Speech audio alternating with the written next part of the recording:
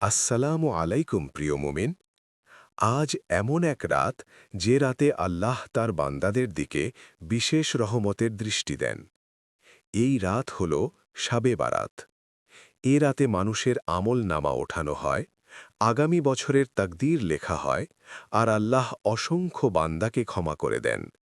যাদের হৃদয় ভেঙে গেছে, যারা গুনাহে ক্লান্ত, যারা আল্লাহ রহমত চায়, এই রাত তাদের জন্য আশার রাত।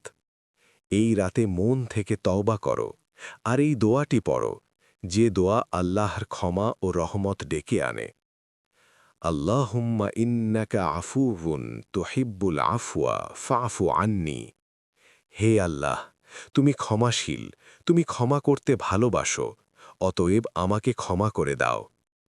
আজকের রাতে আল্লাহকে ডাকো, চোখের পানিতে দোয়া করো, যে আল্লাহ এই রাত দিয়েছেন তিনি তোমাকে খালি হাতে ফেরাবেন না ইনশাআল্লাহ। শাবে বারাত মোবারক। আল্লাহ আমাদের সবাইকে ক্ষমা করুন।